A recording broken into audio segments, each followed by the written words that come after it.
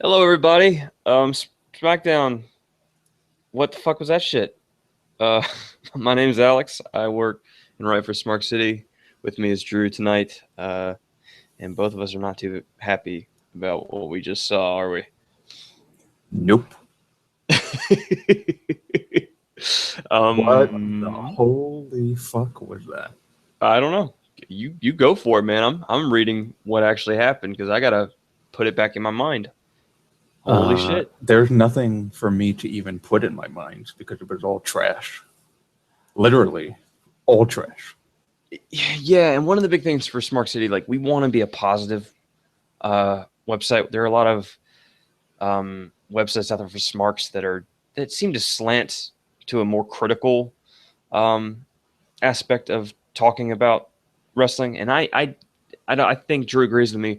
We don't want to be the ones who are leading the conversation. We just want to talk about the things that we like and discuss other things as they come up. But tonight, Holy shit. what the fuck was that? I So absolutely do agree with you on all fronts there. on Because all that, this, good. this But is the site where we make Smarks great again. yeah, that's the hope at least. Um, Unfortunately, tonight I have become a very smarky asshole. well, you know, it happens. It happens when things go bad, but yikes. So let's talk about the start of the show. The start of the show was not that bad, but it did get me a little worried, and my worries were founded. So basically, what they did was they did a different version of the exact same thing that happened on Monday Night Raw, right? So like, okay, we need a new challenger for the champion, and I liked how they filmed the SmackDown version where they started behind the camera or behind the jumbotron and like led out to the arena where all the wrestlers were already gathered and assembled in front of the crowd. It made it feel more like, um, what am I trying to think? Like an open court where we're all a part of this. We're all making this decision together. So I was like, okay, cool. But then they went into okay, we're having a six-pack challenge. I had no idea what that was. But it turned out just to be a six-man match. First pinfall wins. And it was like, oh, so this is like the Fatal 4-Ways on Monday night. Um, that's worrisome because if they're copying Raw, they don't have the depth to copy Raw. You know what I mean? Mm-hmm. And so I was They worried. should have. They should have. So this way it was actually a good show. Yeah. Well, that was the thing was, uh, copying Raw was not necessarily a bad thing because yeah, it was fantastic, but um, they weren't. I wasn't too happy. Well, I want to know the decision-making process of how they picked the 5 people who were just going to get an automatic bid. You know what I mean? Reasons. Reasons. Yeah, Cena, okay, I get it, Cena. Wyatt, I get it, Wyatt. Styles, I get it, Styles. Why Baron Corbin? What's he done that's gotten him past anywhere near the lower mid card? Why Dolph Ziggler? When was the last time he won a match? And then they get in and Randy Orton doesn't, and new Apollo Crews and Mojo Rawley don't. I don't know. And so that was weird. American Alpha. American Alpha. Why did I not get American Alpha tonight? That's another thing that really bugs me because they're supposed to be leading this brand. That's why they're here. Why do I have to wait till next week for them? Every single new call-up was not featured in a match tonight. Horribly mismanaged. All of them. Carmella, horribly mismanaged. Alexa Bliss, horribly mismanaged. Mojo Rawley was there for 2 seconds and got no screen time or no story or anything. Just, you'll love him, Michael. Except not Maggle. Morrow. Oh, that's another whole fucking thing. Jesus Christ, man. You know what? I just want to get this out of the way now. Yeah, go for it. Commentary was trash tonight. I liked it for the first 5 minutes. And then I was like, oh, it's JBL. And then every time Otunga got excited, his voice got high-pitched, which is not a bad thing. But when you pair it with JBL, it just is grating. it just gets grating after a while. I And don't know. Morrow And was Morrow, bad. he was not good. He was not good when he was with Byron and whoever the hell they were with, Jerry.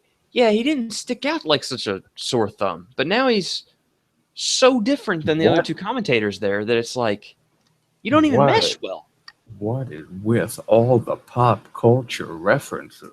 Holy shit! I don't know, but he does those anyway, and they're not necessarily so great. No. He went above and beyond Oh, did what he? he usually does. Yeah, well, you know, I couldn't tell you. I was, I think part of our disappointment is twofold. It's number one, Raw was so good that SmackDown just looks even worse in comparison. Number two, I think it's also just SmackDown looks nothing like any of us idolized it would be like. Like this was Raw. This was your normal Raw before the brand change and the brand split. And even kind of a little worse, to be honest. And even kind of a little worse because you're not even getting the big names in it. Well, we had big names. We had John Cena at the end. AJ Styles. At the end. Here is what you got as the show. What was the bulk of the show? It was the Battle Royal, which featured Kane being a monster because he's a monster. And my demon Kane. Fuck Kane. Fuck Kane. If I ever see him in another ring, I'm just going to turn the TV off because I can't fucking do it anymore. Why the fuck is he here on SmackDown being like this? What? That'll probably be next Tuesday. Yeah, I'll just turn it off. I'm not doing it. No, I'm done. I'm not doing it. I don't hate, like I said, fuck Kane. I said I hate Kane on Twitter, and I don't hate Kane. I hate that they make him seem like he's great when he's 50 years old. Like, come on. And he's got a Laffy Taffy licorice face, whatever that fucking mask is. Like, come on, man. Like, I needed that one. Thank you. Yeah, I know. When you came up and you were young and you were intimidating, you had like a creepy looking mask and you had like the burnt face and you were ripped, and now you just have saggy tits and a licorice face. Like, come on, man. I mean, and it's not to insult him. It's just you can't book him that way anymore because he's not. He's not a monster anymore. So why do you have him go over Kalisto and Breezango and all these people he threw out? And I'm just like, what happened in the future is now that happened over on Raw? Why is this going on SmackDown? It was infuriating. It already put me in a bad mood for the rest of the show. Nothing was getting me to a point where I could go, okay, you know what? I can stick around for this. I can, listen or watch. I've been doing more listening than watching, to be honest with you. Yeah. Nothing was grabbing me. Nothing was getting my attention. Nothing grabbed you. Absolutely. To actually glance to the TV screen. Nothing. Mm-hmm. They had the Natalya versus Becky Lynch match, right? And that was the second red flag to me. The warning, the warning bell was now a warning siren, and this is the first 20 minutes of the show because everything we always complain about is don't do the match that was at the pay-per-view immediately after the pay-per-view again. And they just waited one more day. And yeah, and guess what? It sucked. 50-50. The person wins on the pay-per-view, loses at the normal show. We keep the feud going. Nothing has been gained. Nothing ventured. Motherfucker. And I guess where this is going is Natalya won with a submission, and then Becky won with a submission. So I guess their next match is a submission match. Ha ha ha ha. Yay! Yay! So happy. Almost did the Mandark laugh again. God, and they went in. Then the next they went into Randy Orton versus The Miz, and you weren't here to watch this match, were you? Nope. Let me tell you what happened, because oh my God.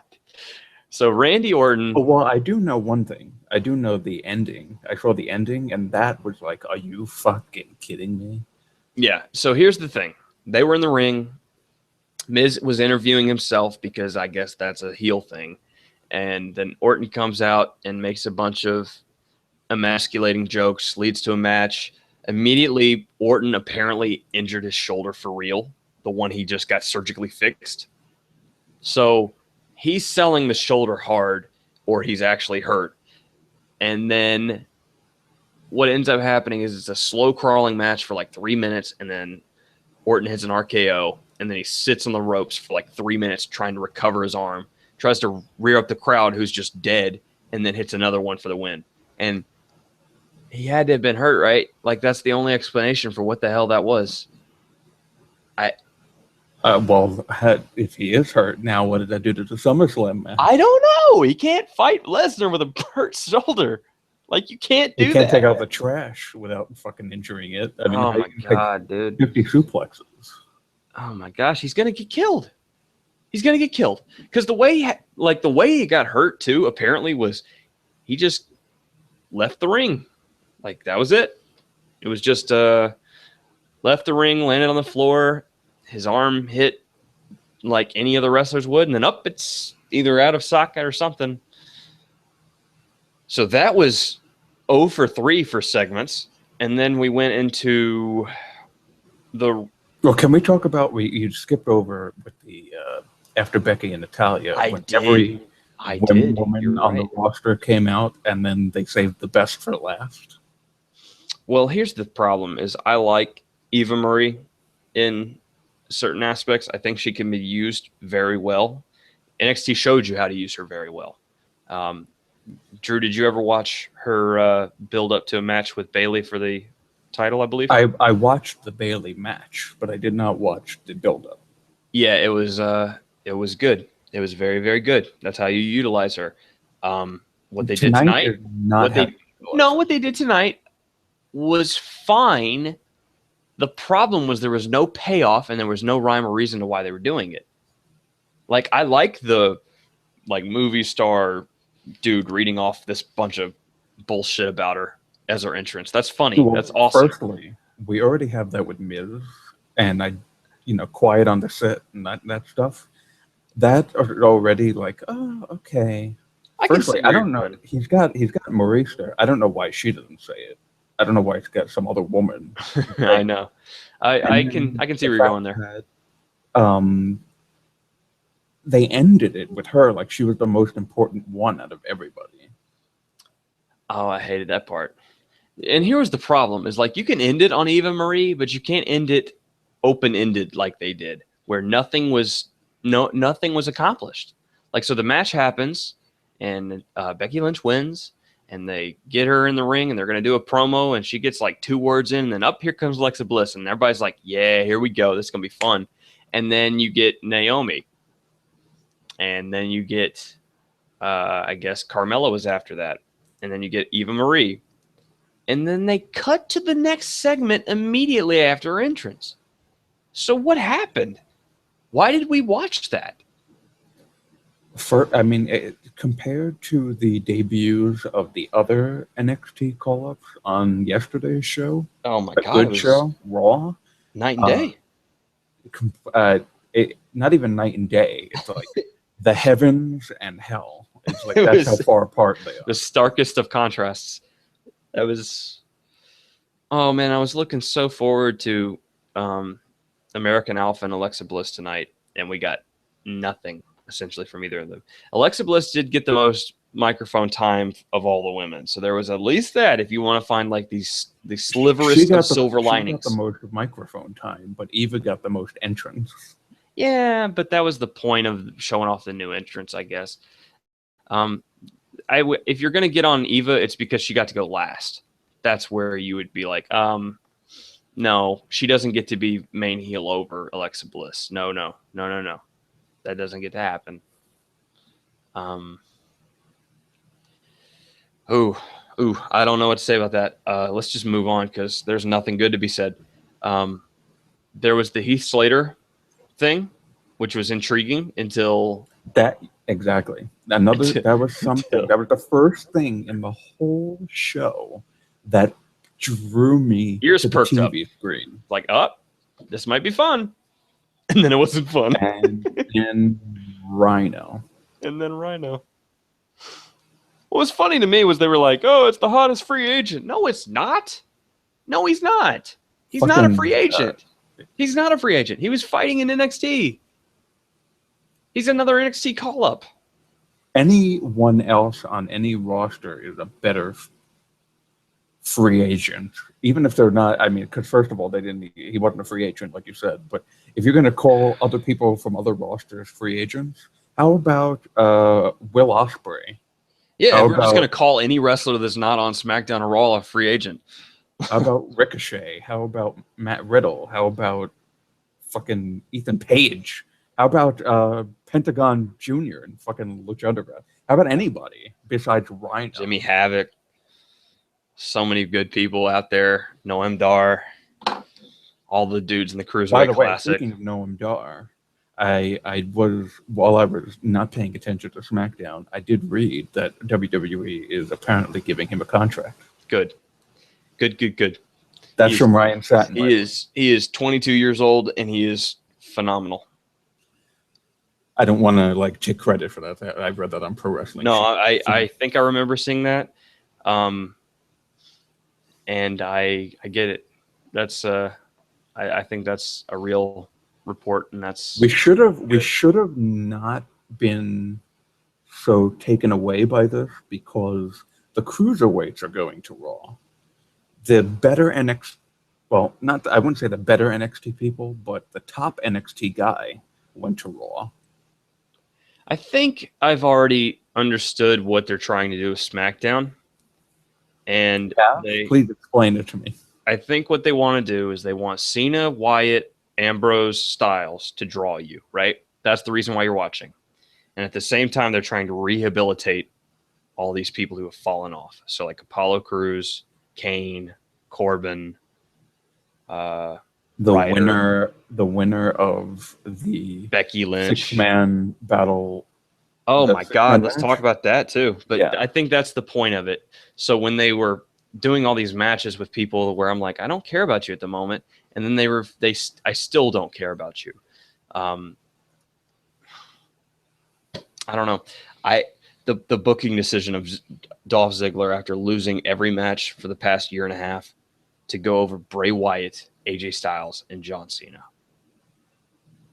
What? And Corbin, who he lost the 50-50 booking feud with. Yeah, that's true. I guess he came. We were all losers to that, but what? Do they think it's 2013? Do they think we care? Because that's a mid-card match. You just made the biggest title a mid-card match for SummerSlam. Well, obviously, it's no longer the biggest title. It's not. At all. Raw just was amazing. And now everyone, despite the name, everyone's excited for the new Universal Championship and the WWE World Heavyweight Championship. The conjoined WWE Championship and the World Heavyweight Championship. The big gold belt and the WWE Championship are in that one belt that Ambrose is holding, and now it means nothing. Because Ziggler. Hashtag new era. What was that? Ziggler was probably the one person would have been. Well, actually, no, that's not true because I was kind of railing against John Cena. And I think I was really only railing against John Cena because I feel like Ambrose would have been a worse placeholder champion if he lost to Cena than if he lost to Roman at Battleground. Yeah, well, that's the thing is they made it clear that Ambrose is not a placeholder champion after this past week. And they've apparently just giving him Ziggler as an easy win. But it just makes you think because now you're like, okay, the other SmackDown matches, Cena Styles again. Who's Bray Wyatt fighting? I mean, Baron Corbin. No, not a heel. Probably, well, like Apollo Crews. Apollo Crews. Yeah, we're gonna say Apollo Crews. But how far is that falling down the ladder? Like Apollo if Crews, who, by the way, won the Battle Royal by just bending down and Kane going over the top rope. Oh my God, man! You could have had a SummerSlam of the main event being Finn Balor versus Seth Rollins for the brand new championship. That would have been amazing, or it will be amazing. And then you would have had Sasha Banks versus Charlotte versus Bayley, maybe triple threat for the WWE Women's Championship, something like that. That'd be amazing. Or Becky. Or Becky, or a fatal four-way between the four, because it's four horsewomen. Why don't we celebrate it? I think we know what's going to be happening with Becky at SummerSlam. Yeah, yes, fucking Natalia again. Submission match, pre-show. Anyway, but you could have had Finn Balor versus Seth Rollins, Sasha Banks in another marquee matchup. You could have had Dean Ambrose versus Bray Wyatt, John Cena versus AJ Styles. Those four matches are phenomenal, superb. I will watch that show. And now, I don't care until the last two matches. You know what I mean? Or I still care about AJ Cena, so like the last three matches then. But like, you had a chance to make the whole card with the right booking here, and instead you think we want Ziggler? I mean, the only thing I want from Dolph Ziggler is a heel turn. Then we'll talk. I'm speechless. I don't know. Tonight was just such a disappointment after Raw. You are nothing but speechless. I don't know what the hell you're talking about. I mean, I just don't. When I say speechless, I can keep talking. I just mean I have nothing else to add that's meaningful. What do you say? I mean, what do you say to this? I say Vince is ribbing us all. Feels like that, doesn't it? We were ribbed. It totally feels like a joke on us because we wanted SmackDown. We knew SmackDown was going to be the better show, and Vince said, "Nope, not going to happen." And you know what he did? He said, "You know all that booking that you've always died for? I'll give it to you on Raw, on my show." On the story, I don't even know. It kind of feels like Vince took over this show and Triple H took over Raw.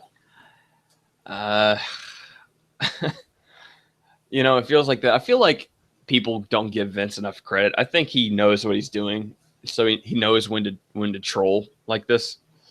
No, I think this was purposeful. Like this purposely done.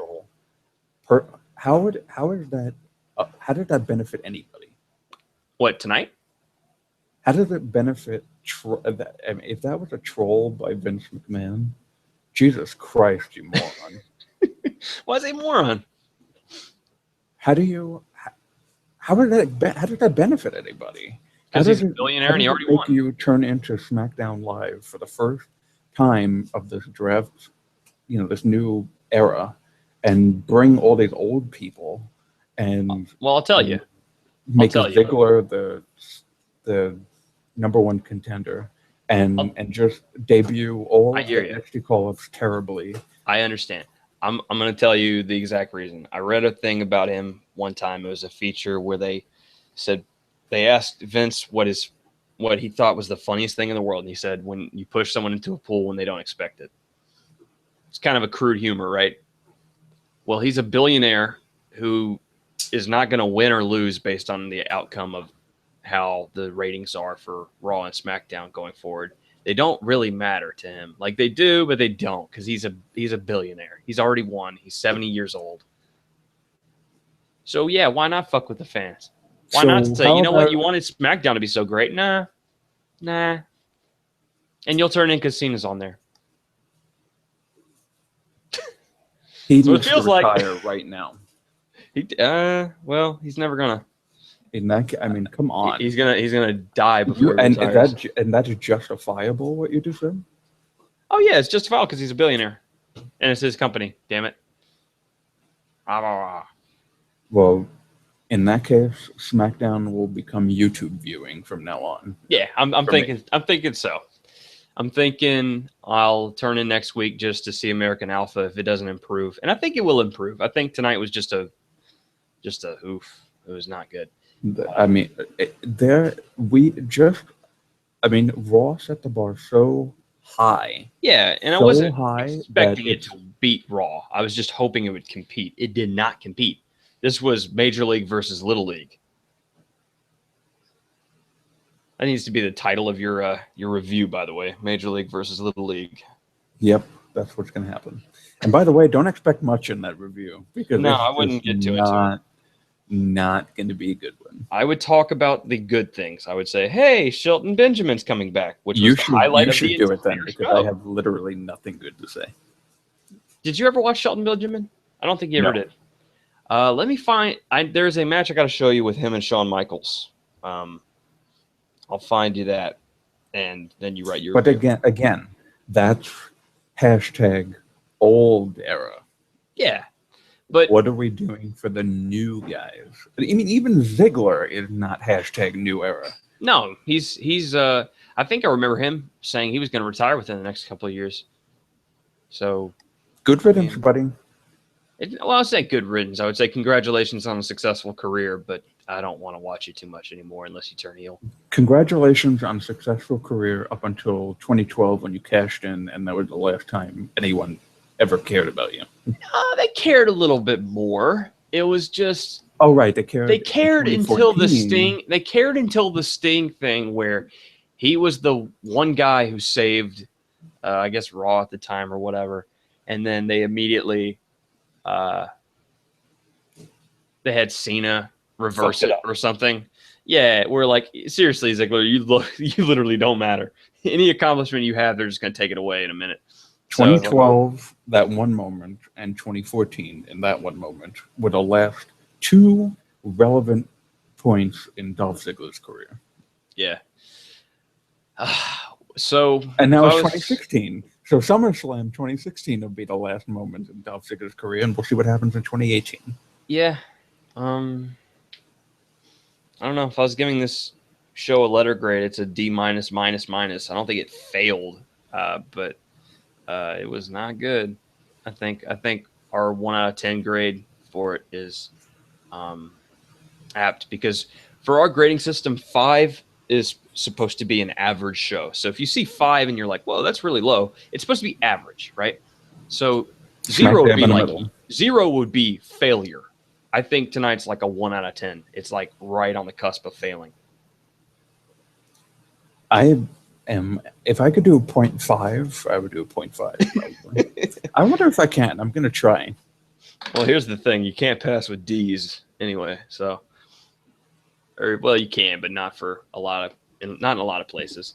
I don't know. It really speaks to how bad this show was when the only thing that really kind of made me happy was seeing Shelton Benjamin coming back. And the only thing that made me happy was Heath fucking Slater, who I constantly talk about wanting to mute every week. And he was the only thing that made me happy. Man. What the fuck? I don't know. This show is... Ooh. This is a show that's supposed to have the greatest baby faces in wrestling history. Yeah. Running and this is supposed to be well, that's the thing too. That's where the cognitive dissonance of it all is that you have Stephanie, who's just greedy, arrogant, wants whatever gets her over, and Mick Foley, who's like your lovable old grandpa who really doesn't have the mental capacity anymore to do much. as callous as that is to say, right? So that's running Raw. And SmackDown is Shane McMahon, who's come in and just been the ultimate, controlling babyface since he returned. Mm-hmm. And Daniel Bryan, who is literally the most lovable person in wrestling history. And you know Daniel Bryan's history. You know what kind of wrestlers he would try to get. And you say, oh, the babyface show is going to be booked how I would hope it would be, while the shenanigans go where the heel and the incompetent grandpa are. Nope. If this were real companies, real separate companies, SmackDown would be gone by the end of the year. If this is how it keeps I mean, going. if this is indicative, yes, absolutely. I'm speechless. I don't know what else to say. I don't think we really have anything else to say. Anything else you want to add? I am happy to continue watching the 3-hour flagship show every week and fuck SmackDown. I think I'm gonna go back. Yeah, fuck Kane first, but fuck SmackDown too. Yeah, I think I'm gonna go back and watch Raw again.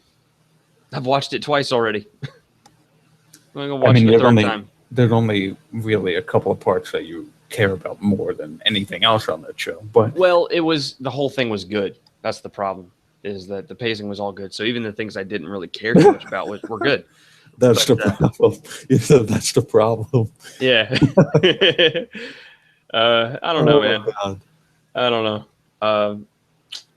Let's hope that American Alpha can resurrect the dying corpse that is SmackDown, because that was not good. Anyway, you can reach us at thesmarkcity.com. We'd love to hear from you. Comment. We'll definitely get back to you. We're working on content ideas. We're trying to keep it more, not so much news, important news, but a lot more conversational topics for wrestling. But yeah, you can reach us at thesmarkcity.com. If you want to catch us on social media, you can check us out on Facebook at facebook.com/thesmarkcity and on Twitter at thesmarkcity. You are listening to our YouTube channel right now, so you can just click on the link and find us there. Drew, thanks for being a soldier tonight. Yeah. Yay. Take it easy, yo. Go find some good wrestling, because tonight did not deliver. Later.